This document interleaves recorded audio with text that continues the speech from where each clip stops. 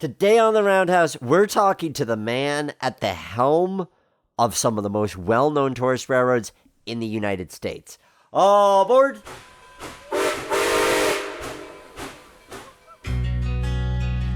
In days past, the roundhouse was where the railroad worker united with the steam locomotive, each to prepare for the journey ahead.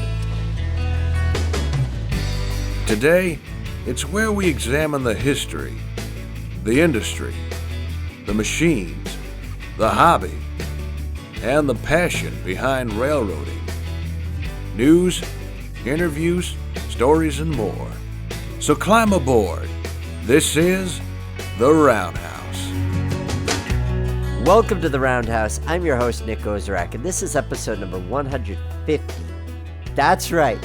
We made it to 150 episodes of our Trains and Railroading podcast, where we're talking about everything in the industry and the hobby.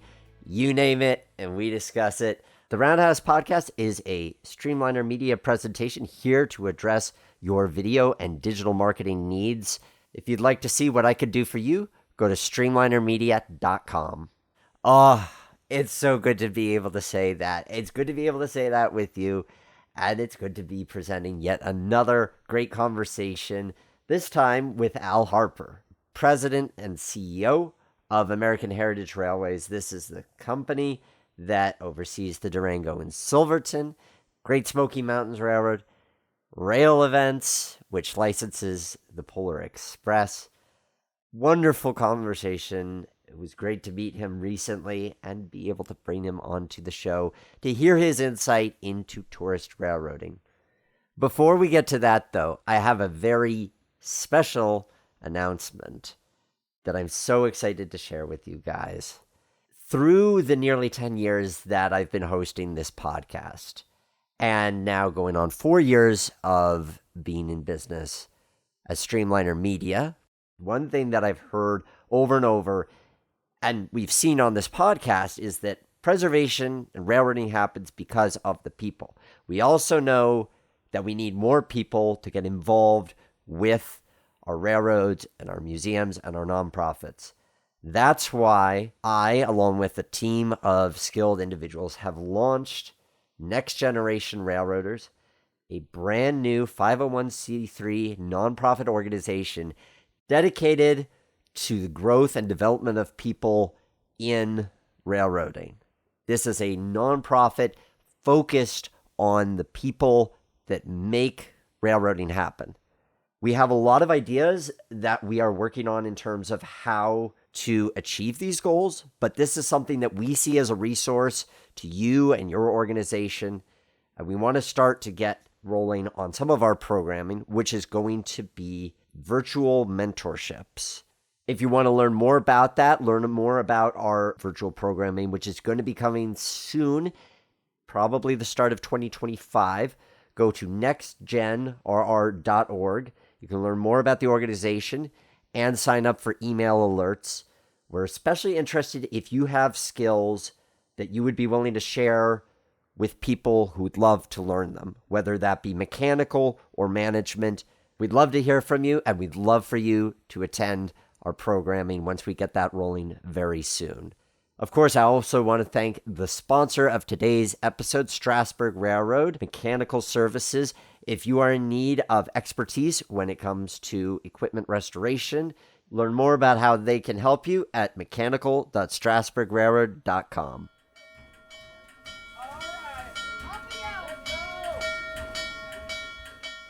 Our guest today is the chairman and CEO of American Heritage Railways. Please welcome to the Roundhouse, Mr. Al Harper. Well, I'm glad to be here. It's exciting to be on the podcast with you. It's great to have you on the podcast because there's so many things that you're involved with for such a long period of time. Let's start all the way at the beginning. How did you get interested in trains and railroads?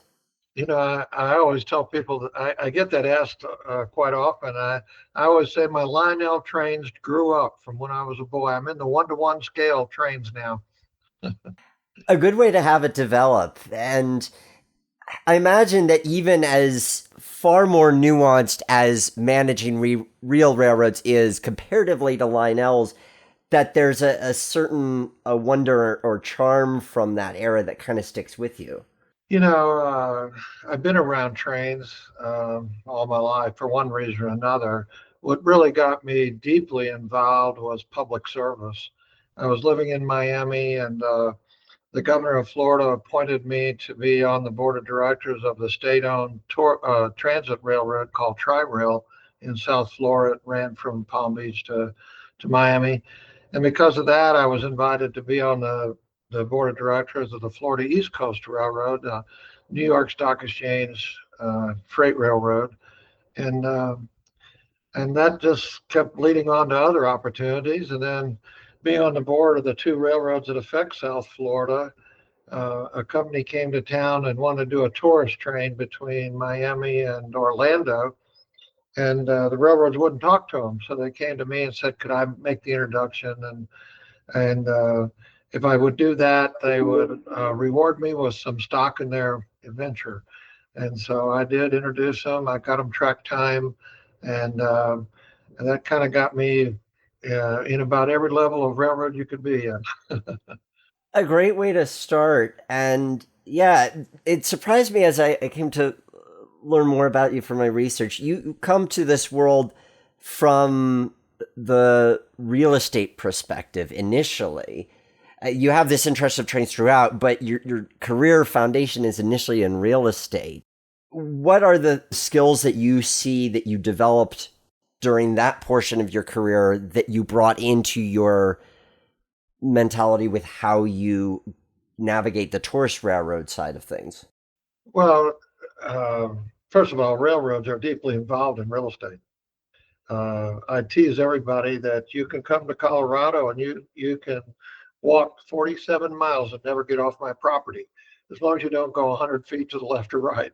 So we have about 1,200 acres of property, and it's complicated property when you're in the railroad business because of crossings and utilities and so forth. But the most valuable asset a railroad has is its right of way. And so my real estate background really helped me in many ways when I got into the railroad business. What was your first introduction to the Durango and Silverton Railroad? I owned a real estate company with a partner in Miami. My partner's brother, of all things, was the tax lawyer for the gentleman who owns the Durango and Silverton Railroad. He told me he wanted to sell it. I introduced it to that same company that wanted to do a tourist railroad from Miami to Orlando, and they bought the railroad. They bought the Durango and Silverton.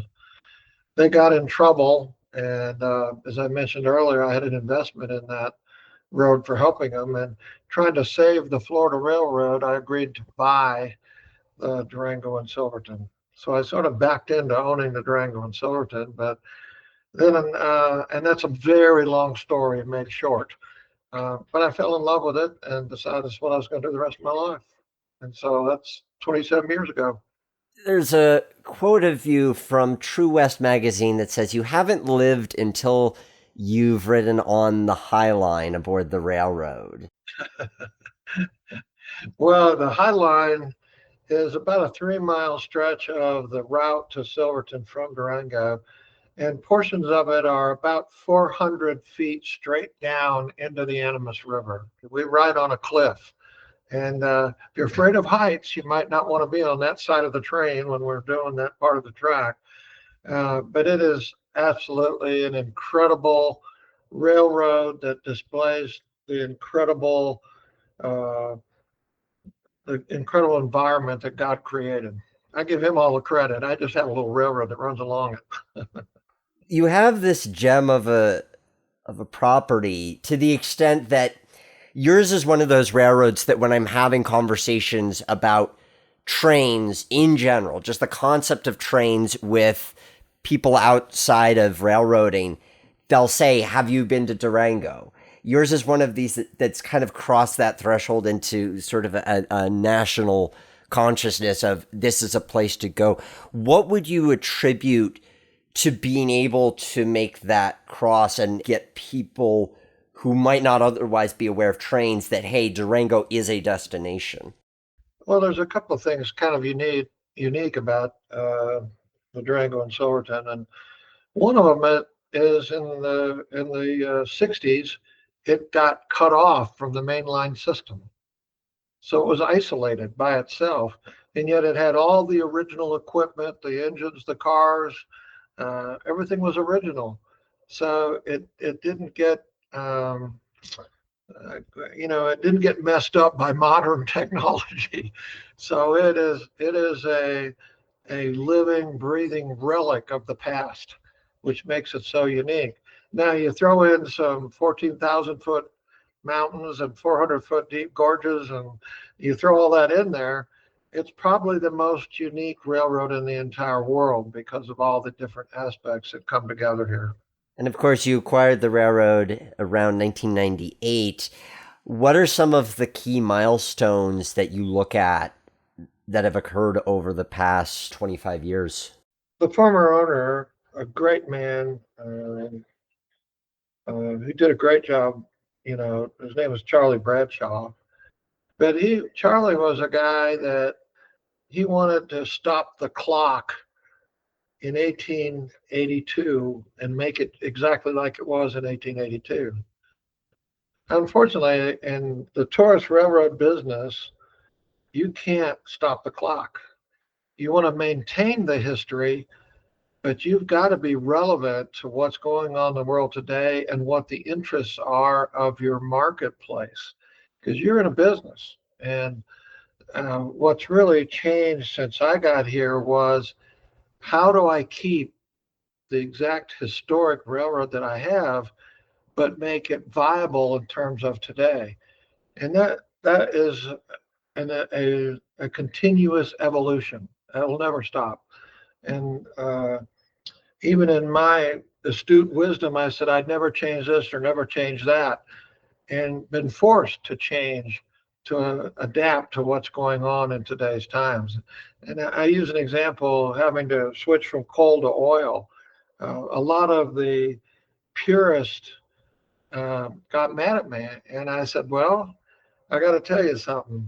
With the politicization of climate change and a fire that we didn't start but got blamed for, I couldn't take a risk that the railroad be destroyed by some lawsuit from a major fire problem.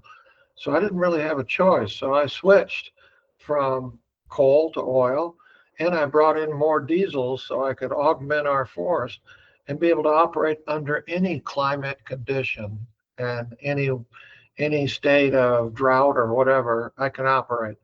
That was a critical move, and wasn't easy. That I spent $16 million in the last few years. I built a whole diesel shop. Which just opened. I've converted 6 of our 9 steam engines to oil burning from coal at about $1 million apiece. And so it is an adjustment. And I would say, if I had anything that I could be have pride in, it would be the fact that I've been able to adjust and meet the times. But there's other things too. When I bought the railroad, I took my first ride. I was the youngest guy on the train, and at that time I was 51 years old. And you got to look at what's the future. You can't depend on a bunch of baby boomers to make this thing viable. And so we've really adapted our company rather, to be 3 aspects. One, we're preservationists. I do preserve the history. Whether it's the trains or the museum, I preserve it all. I educate. I want to let people know how important understanding the past is, so that we don't make the same mistakes in the future. And we understand what it took to bring our country this way on railroads. But the third thing I've added is entertainment, because entertainment draws the crowds and provides the financing for the first 2. So it's a 3-legged stool, if you will, to make it work. And so it is preservation, it's education, and entertainment. And having recognized that, and put that into effect at the Durango and Silverton, it's the most viable and healthy it's ever been financially, to take care of itself in the future. I don't have to depend on government taxes or charity. I absolutely can make this railroad work, and I want it to be the model for others to follow. I'm intrigued by this point you raise of not being able to stop the clock. And it would seem to me that there's this balance that has to exist. On the one hand, you're recognizing certain needs to change with the times in order to be a sustainable entity. At the same time, you are a railroad, and railroads are inherently old things, regardless of whether you're a steam railroad or a diesel railroad. So as you're approaching making these decisions of where to modernize and where to keep things the same, how do you test that? How do you judge what are the changes that need to be made and what are the things that can remain the same? Because that seems like a challenge facing a lot of entities. Well, certainly, visually, I can maintain it. Visually, I can pretty much keep the look and the feel of the ride and all. But I'll give you little things that you change. Do you like being warm in the winter? I put heat in the cars. You know, do you want to ride in a glass dome car like the old Silver Vista was back in '52 before it burned? Well, yeah, but it was an uncomfortable car because they didn't have tinted glass and didn't have other things to keep it cool enough for people to be in it. So I can make it look the same, but I have to modernize and meet the facts. Now I try to do that in a way that, unless you're a foamer, to use a terrible word, you won't recognize it. Now the purists do, but even the purists, I've had people over the years come and say, well, the lettering is not the same. And I say to them, the lettering has changed probably 25 times in the last 145 years. So what year do you want to pick out? The lettering's the same. And so you always have those kind of issues that you walk a little bit of a tight wire. And then even the inner workings of the diesels and the steam engines, I've had to modernize how they work interior wise, which 90% is the same as it always was, but that other 10%, it's just practicality to make them work better. The 93, we re-engineered. Our 493 engine was designed as a standard gauge engine. It was switched over to narrow gauge. Well, I modernized all the springs and wheels and trucks and all because it didn't work very well before, and now it's our powerhouse engine. It's our best operating engine on the line. 99.9% of people wouldn't know what we did, but we did it and re-engineered it because that's what it takes. And so there's always those kind of changes. Of course, adding Polar Express, adding the entertainment features, those are changes. They're dramatic. And when we first did them, the first few years, some of the purists came and said, "Oh, you're defaming the railroad." And my answer is, I'm providing them with the financial stability so I don't have to worry about it fading away. I know this railroad will be here for generations to come because of these changes that we did. I have a philosophy that's very important, and I repeat it over and over and over to anybody to listen. The best way to preserve history is to make its presentation so great that people will pay a fair price for a good experience. I'm in the experience business, and that's how I preserve these railroads. And so that's what's so important to me. The 416 fire, 2018, massive wildfire in Colorado, and in court, it was determined that you guys were at fault. That's the kind of thing that could have easily ended it. So what do you attribute to being able to carry on from the fallout? Well, I think there's several things. The government couldn't prove that we started it. We couldn't prove we did it. We didn't start it. It was a stalemate, and the government has endless resources to fight those things. And I fought it for 3 years and then settled. And it took that to negotiate a deal so that we and the Forest Service and the federal attorneys could move forward on a positive basis. And we have a strong, good relationship with the Forest Service that the railroad's ever had. We work with them monthly, daily, and so it came out of that really good. Now, expensive, yes, it was very expensive, and unfortunately, uh, uh, we had good insurance, and that paid part of it. And then I had to come out of $7 million of my own money, and I've been blessed in my life, and I could afford it. So, I took care of it. Uh, but I say I could afford it. Me and my banks could afford it. I was able to borrow enough money to do it. You know, um, but that's just part of life. Welcome to wilderness railroading. We know every year we're going to have costs above and beyond normal operations. This year we've been closed, I believe, 4 total days with rock slides and boulders. That just happens. And, we're prepared for it. We plan for it. We have equipment set aside, pre-positioned, and we go in and take care of it. Um, that whole fire thing really wasn't just us. That same year, a whole town of, what was it, 11,000 people burned in California. It's just, uh, wildfires are a terrible thing. I won't get into the politics of climate change, but the climate is changing, partly man-made, partly just evolutionary.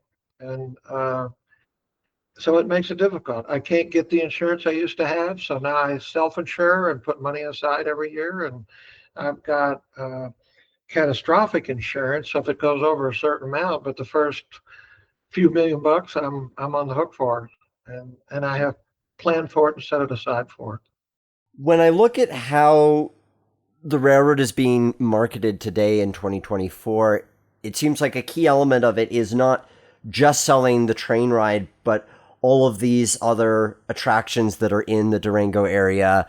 How have you worked with the town of Durango, with these other partners, to make Durango a general tourist destination? Well, Durango is a spectacular place. You can, in 30 minutes, I can be in high desert country, or I can be on a 14,000-foot mountain.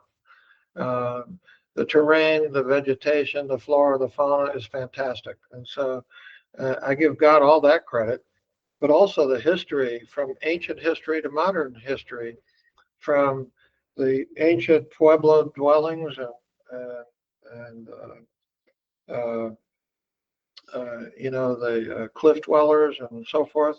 That is spectacular. Then you have the cowboy years. We've had, Wyatt Earp and Doc Holliday came through town, and actually in Silverton for about 3 days, I think, was a sheriff in Silverton or was involved in law. There was a lore about that. I don't know how much truth that is, but he was there. That is proven. And so there's just an abundance of history, plus the Western culture of rodeos and all sorts of things. So if you want the West and you want every axe of the best, from Indians to mountain men to cowboys to railroads to the flora and the fauna of the wildlife, from bighorn sheep to moose to elk to deer to mountain lions to every kind of bear there is, then this is the place. It's all here.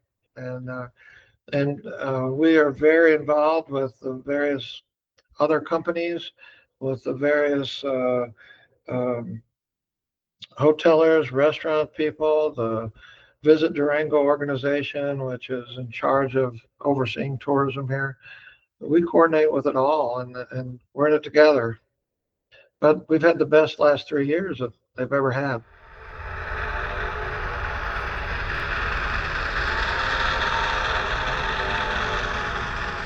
The Strasburg Railroad is an institution in the heritage railroad industry, and its mechanical services department is proud to lead the way. With the knowledge and experience that has created one of the most reliable steam railroading experiences in the country, the Strasburg Railroad is excited to offer their expertise to the rest of the industry. Strasburg's professional team provides consulting and technical assistance to take your steam locomotive or rail car project from idea to finished product.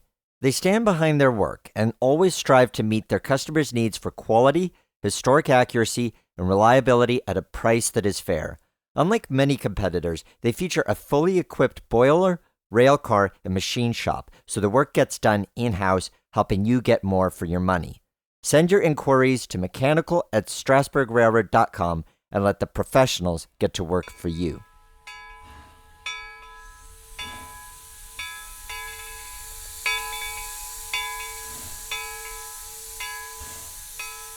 So this is what you've seen and experienced over the ownership of having the railroad since 1998.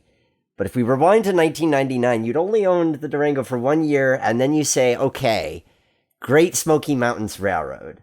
What led to that acquisition? Well, first of all,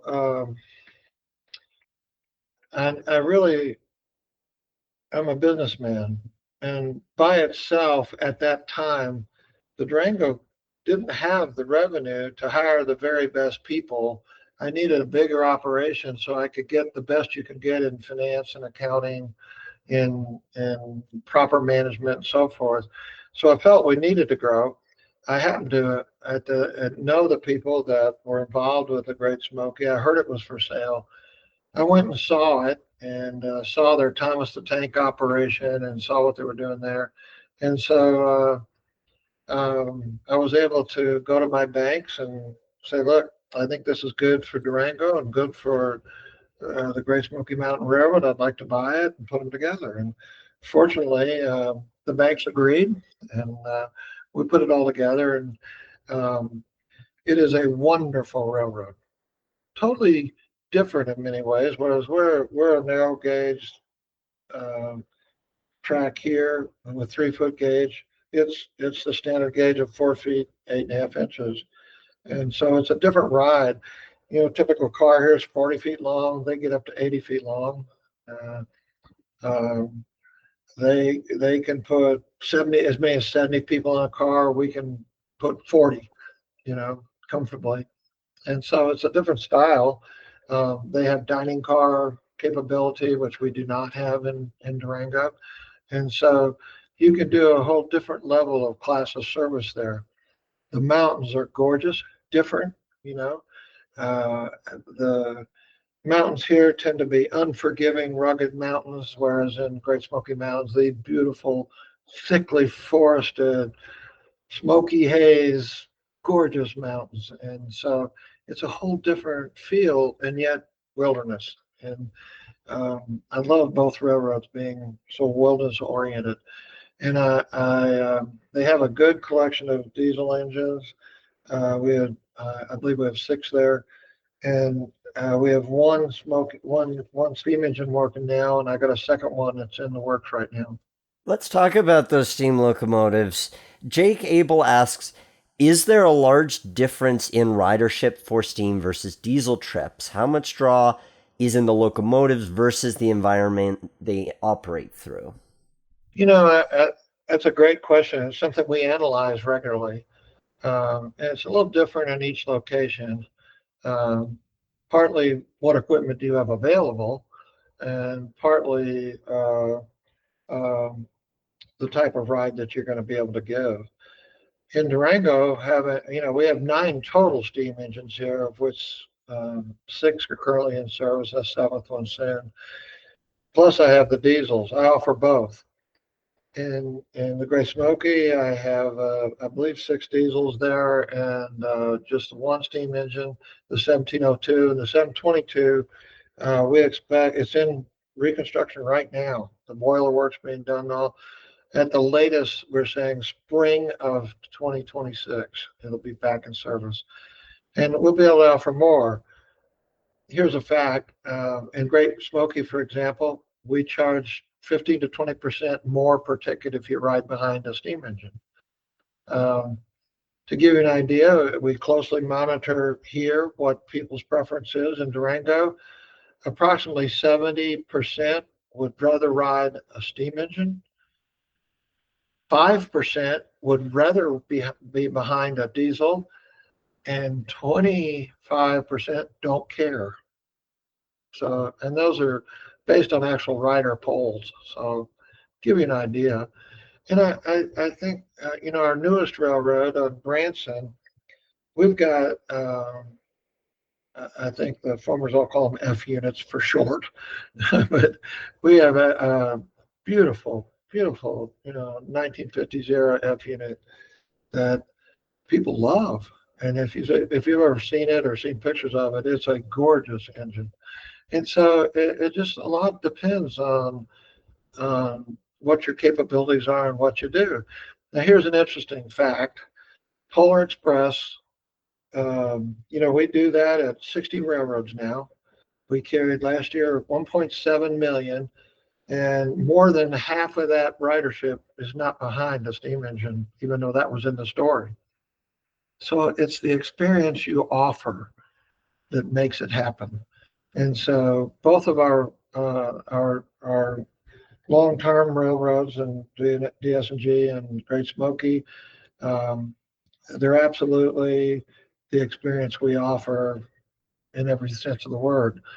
In Branson, it's going to be really fun. We're changing things, but Branson has no locomotive shop, has no car shop, has no indoor maintenance facilities. Everything is done out in the open and basically mobile. So um, I am excited about the future of Branson.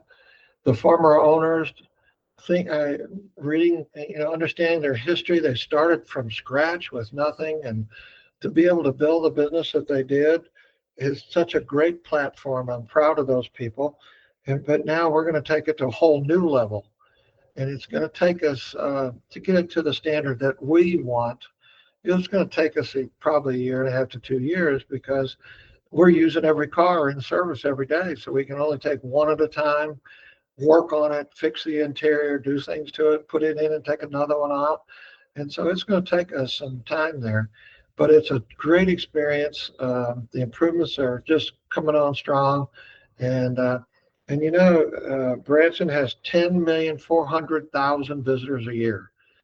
And so we think we can take their current ridership that's around 130,000 and double it within the 2 or 3 years. And we're excited about it. It's going to be a great railroad. Yeah, Branson Scenic actually had the chance to ride with you during the recent Heritage Rail Alliance conference of 2024.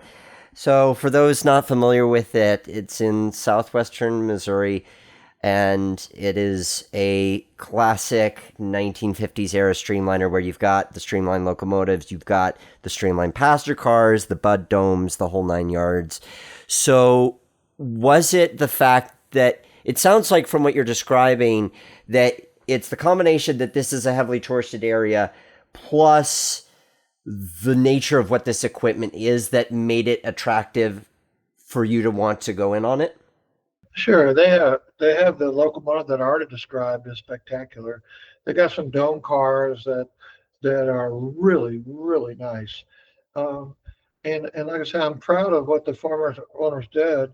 But now we need to upgrade the sound systems. We need to upgrade the upholstery and the interior design and decoration. Um, and they did their Polar Express one way with their type of decorations. Well, this year we're going to have to do it kind of the way they did it, but in the future we will upgrade the decorations and the whole presentation of Polar Express. And so um, there's a lot of neat things, but definitely the equipment was great.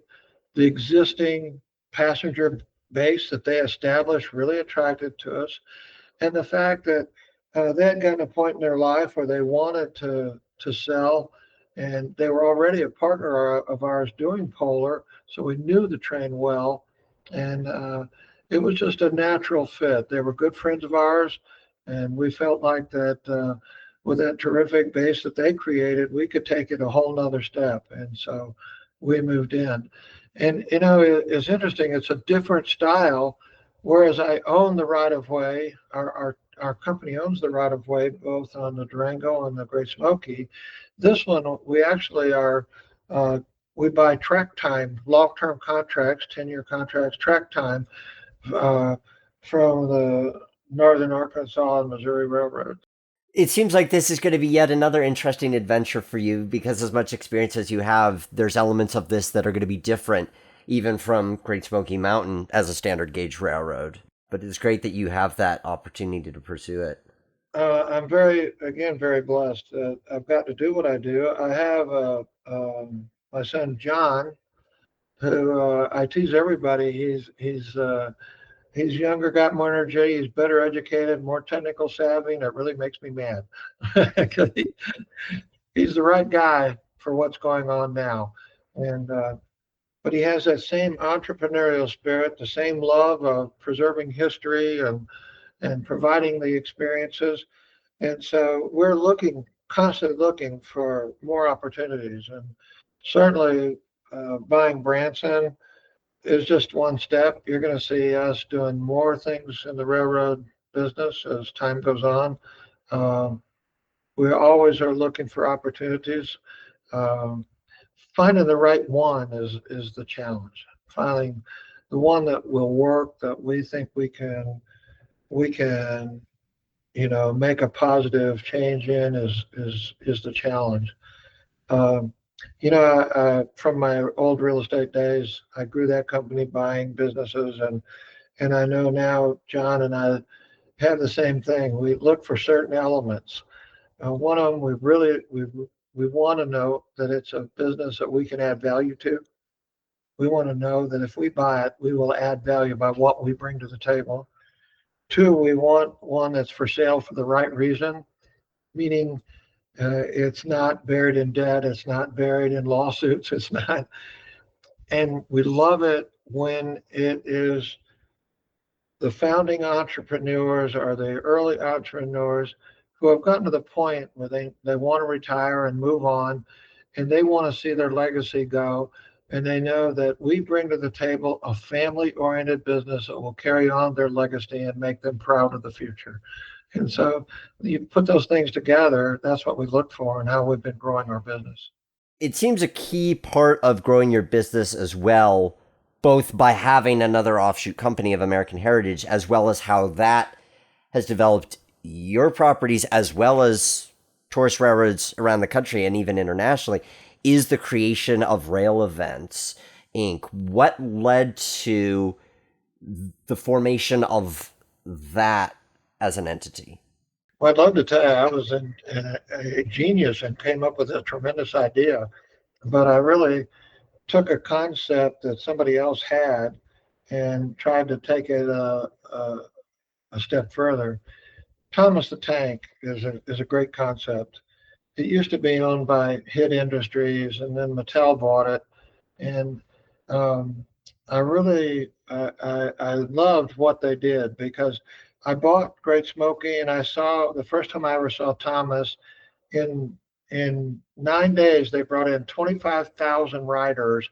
It was kids, mom, dad, grandma, and grandpa, and that is what's missing. What was missing at that time in our industry, and so I liked it, and I tried it for a couple of years. Their model is so much different from what I developed, and I'll tell you why I dropped it. They they came in. They're not railroaders. They're just a big corporation, and they had a structure of their deal where you did an event with them. They made the vast majority of money. You as a railroad made a little bit, and you took all the risk. And I thought, this needs to be an even partnership. And so um, I stopped doing it, and I looked for something that was our own brand. I came up originally. I tried to do the little engine that could the I think I can train. I was working with Universal, and ended up they dropped it and didn't pursue it. And even after I built the engine, and so that didn't go anywhere. I did little Snoopy and Lucy from Peanuts, and we still have that license and do some Peanuts events. And that was okay. It's an older event, not perhaps as hip to young kids. And so, but it was all right. I did the Lone Ranger, I've done Dinosaur Train and experimented with all those. But the home run was it took me 3 years to get a deal with Warner Brothers, but getting that license from Warner Brothers for Polar Express, I think the first year we did 4 railroads, and now it's grown to 60 events. And what was in 4 locations is now in 60 locations in Canada, 36 states in the United States, 4 in Canada, 15 in the United Kingdom, 3 in Australia, and we're looking to target Spain as our next event. So it was a blessing, but our deal is one where we want you to make as much money as we make in the deal. And so we train and we inspect and we teach, and we even hold I call it summer camp. It's actually in May.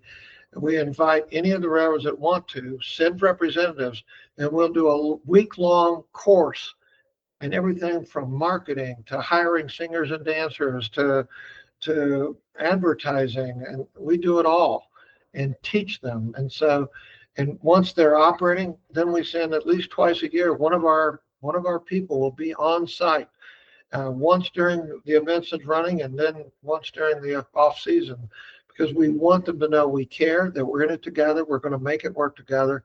And I will tell you, any of our partners who have done it according to our 2-inch thick manual and everything is going to do extremely well, and they'll make a lot of money. And that's and I more and more I hear from the tourist rails around the country, you are our savior. You are the people that made our budget work. And what better brand is there than Christmas? Those of you who are joining me and Al in this conversation, if you're not familiar with the inner workings of the tourist railroad industry, I'll tell you from my own adventures, I've talked to so many entities where they point at a piece of equipment and say, we got the money to restore that because of Polar. And Polar is a single word. It's not even the Polar Express event. In the industry, it's just called Polar. And that's this recognition that the interest that provides could do tremendous benefit for some of these tourist railroads and museums. It has blessed us. It's blessed the railroad industry. And it's something that from the first day I had our railroad and I told you, I rode that train. I was the youngest guy on the train. How do I get families and kids connected to the train? Where now we've been doing it long enough. I've got kids that rode that train that now have their own families with their kids riding the train. So it's 17 years we've been doing it now. Bill Didden asks, are there other special themed trains that your railroads haven't done before but are looking into? Get ready for Harry Potter. Harry Potter is coming, and we are doing our beta testing on the Harry Potter train in St. Louis in probably July of 25. You'll see the first one. And we may do 2 more in 25, perfect our programs, and then start taking it to other railroads around the country and around the world in 26. So that's currently the plan. A lot of work going on with it. It requires a lot of technology for special effects and scenery and sets, and everything is highly regulated by J.K. Rowling and her partnership. And so we have weekly meetings with them. The scenery is approved, the script's approved, the special effects are approved. It's all in production. We're spending about $3.5 million in pre-production. But that's the next big one. We've got other things we're working on, but that's a big one right now. I can't talk about some of the others, a little bit more confidential. Understandable, but that's going to be really interesting to see given the longevity that we've seen the Harry Potter brand have, even just from those core 7 books / movies, let alone the ways in which Warner continues to add new pieces to that narrative. Well, it's multi-generational, which is important. It means I can invest that kind of money pre-production, knowing that Harry Potter is going to be a popular brand for many years to come. So, yeah, I feel good about it. And, a lot of times I keep using the word I. It's really not the right word. We have a team of people, and we're railroaders. And one of the things that's been able for us to be so successful is when we go to a railroad and talk about Polar Express, or in the future talk about Harry Potter, we know what problems you face because we face them. We know what your budgets can handle and can't handle. And so they appreciate the fact that when we come to a railroad, in fact, I'll tell you, even my salespeople have to take brakeman and conductor courses here because I want them to be understanding what happens on a train. How does it operate? So we're a railroad company that does events. An interesting approach. And if you were to write a book called How to Create a Successful Tourist Railroad or How to Manage a Successful Tourist Railroad, what would you say some of the chapters in that book would be? Well, there's a joke about, you know, if you want to make a small fortune, start with a large fortune and buy a railroad. Railroads eat cash. And so when I hear people talking about, I want to start from scratch a railroad, um, I just tell them, look, you know, without any consideration for track, you need around $6 million just to get the equipment and the basic needs to run your railroad, operating cash, and so forth.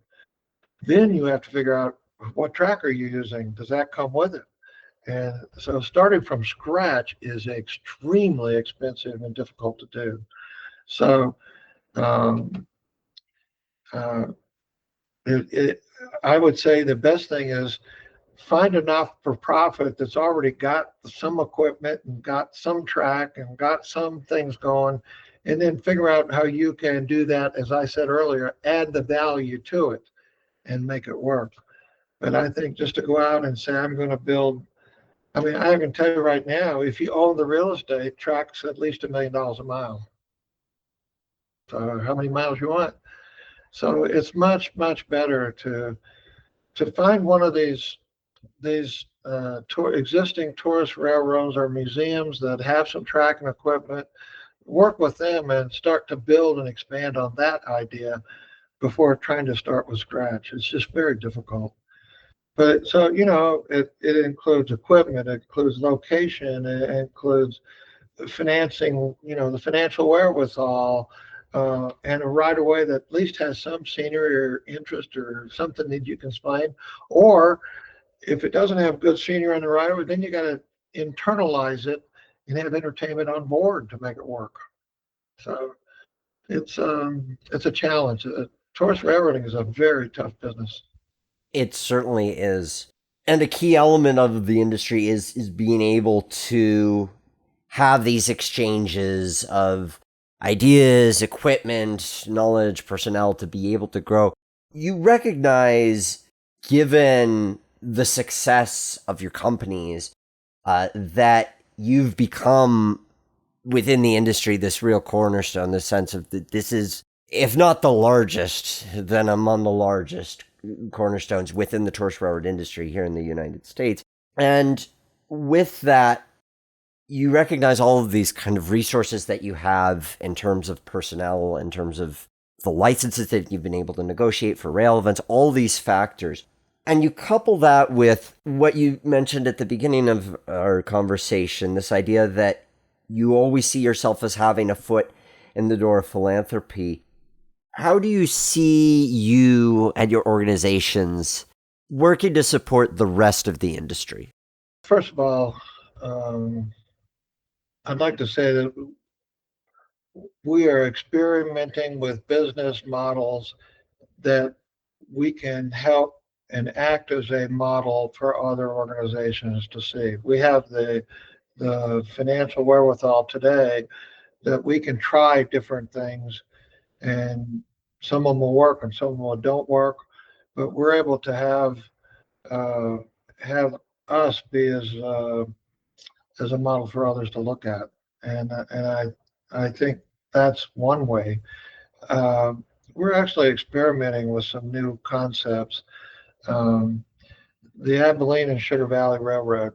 Um, we wanted to see if we could go to a railroad like that, and they asked us for help. How could we work with them? Well, they can't afford to pay us a consulting fee. You know, they can't pay us 5 or 10 grand a month to come in and straighten out the railroad. So we tried to come up with a really interesting model where we'll go in and show them what to do, and then we'll take a piece of their ticket based on the growth. And the only way we get our money back or get paid for what we do is if we can grow their railroad. And so we're experimenting with that. And then we want them to use our ticketing and reservation system because we make some money on that. And of course, if they need specialized steam engine repair or something, we get paid for that. But it's all on growth. And I know they have, I don't know, I don't have the exact figures, but they have grown tremendously. And it was a way for us to bring them about, to bring change about that they normally could never afford. And so we go in advance and do it all and show them how to market, show them how to set up, show them how to organize, what budgets, and so forth. And I think they're headed for a 100% increase in ridership. But we also have done other things, helped them lobby for state assistance, helped them lobby for recognition as the official Kansas State Railroad, that kind of thing. So there's a lot of things that we bring some prestige to a small operation. So that's another way we contribute. And of course, we heavily support, the Heritage Rail Alliance because of the, for example, we do the major dinner every year to bring everybody together, and that's when we make our announcements of how we're growing Polar. We announced our Harry Potter stuff this year and really create an atmosphere for excitement and for new ideas, and that's something we've always done. D. Murphy asks, would you consider forming an engineer and fireman school similar to what Cumbres and Toltec has? It's interesting. We train all of our people. There's a waiting list of people that would like to be firemen on our railroads, engineers on our railroad particularly. And to get to that position, you almost have to work here for 3 years and work your way up. And typically you start as a brakeman, go to conductor, go to fireman, and then go to engineer. And it's around a 3-year process. I think opening to outside students, I don't know that we could do that. It's a tremendous amount of commitment when we know that there's a lot of people who want to come to work for us and already are in that queue trying to work their way through our classes. But those are all classes for internal employees. Bethan Mara asks, what do you think the next big shift in Heritage Rail will be? I think you're already seeing it. And I'm going to say this, it's the turn to professionalism. For many, many years, railroads have depended on people who just loved railroads, were volunteers, and would show up when they could make it, but they were almost run as clubs. Well, the club era, most of those people are getting to an age of retirement, and they're just not the number of volunteers there used to be. And so I think the biggest thing you're going to see is continuing to professionalize everything you do with your railroad. Because if you don't, you're not going to survive.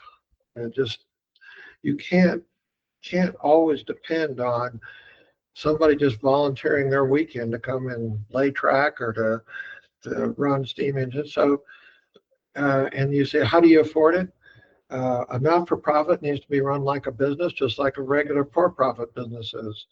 Maybe your customers are your donors or your people you get grants from, partly, but it's also the people riding your train. But you need to have budgets, and you need to stick to budgets, and you need to have professional accounting. You need to do things right. And I think we're entering an era of, and I've seen it all over, of things getting more professional with good help, younger people coming in, and then figuring out how to pay them so that it's reliable help. And I think we're going to see that coming along. I also think you're going to see some organizations go by the wayside because they want to be a club. They want to come in and have a good time and not take it serious. And railroading is a serious business. And it's expensive, serious business. Even a not-for-profit will tell you it's expensive. It is expensive. It is complicated. It has literally and figuratively a ton of moving parts. Yeah. I'm told in a steam engine there are 3,000 moving parts. I mean, actual moving parts in that engine. And you can imagine, when all the equipment I deal with is 100 years old. And so you can imagine the wear and tear, and then having to figure out, as you said earlier today, there's no Napa steam engine part store. You got to go make it. You got to go create it. And I just saw something in one of the, I guess it was the Alliance report. People talking about they can't get the certain light bulb. You know what that means? You're gonna have to rewire that engine to run on a different kind of light bulb and redo it. It'll look the same, but you're gonna have to think of how to do that, and that's not easy. My last question for you today, Al, is that at the end of the day, when you reflect on where this journey into the world of railroading, tourist railroading has taken you, what are you most grateful for? That's a tough question because there's so many things I'm grateful for. I want to tell you that I've lived a blessed life, you know, and blessed doesn't mean a life without crisis because, uh, I've had to get where I am today. I've had to risk everything I have, everything I own to make it happen. And sometimes it didn't work out perfect, but I always had a plan B and a plan C and a plan D of how to get through it. And every crisis makes you stronger. So I get that whole knowledge of loving what I do, loving the people. As I always tell people, love. It's all about love. Love God, your country, your family, your community, and your customer, and it'll all work out. Put the love in it. And I get that from my mom and dad with a work ethic and the love being in everything I do. What am I blessed for?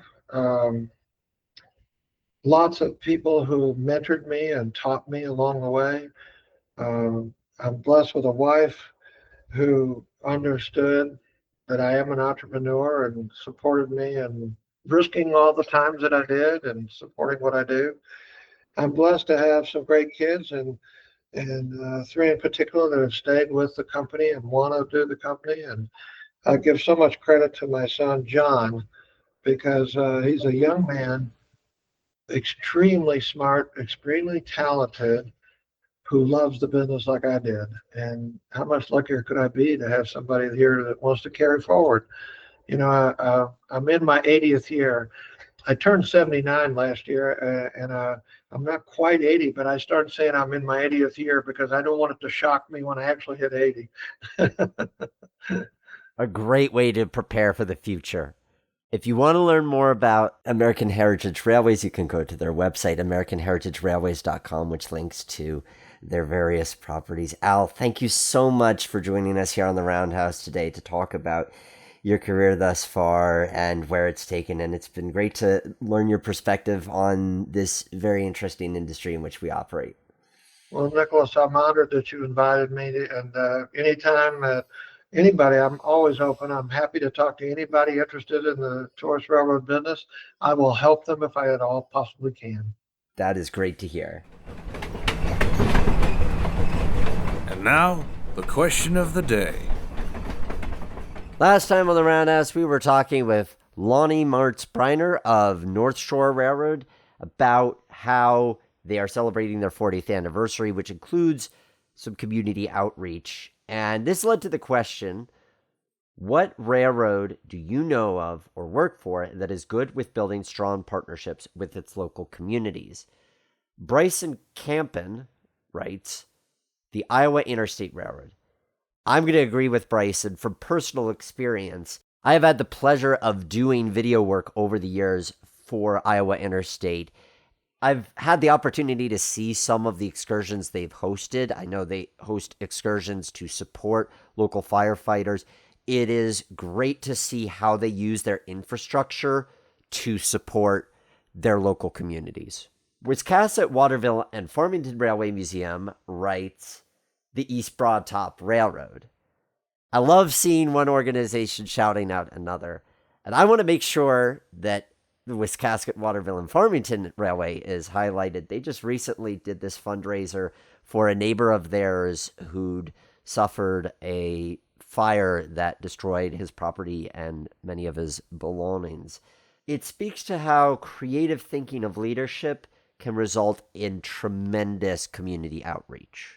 Your question of the day for this episode is, what tourist railroads and museums have balanced keeping their charm with progressing with the times? Let me know on the roundhousepodcast.com. Links to social media are there. 150 episodes, guys. Nearly 10 years. February is our big celebration, and I know what we're going to do to make that a particularly unique episode. It is so wonderful to host the show and to hear from you, whether you leave comments online or whether you approach me in person and say, I really like the podcast. That means so much to me.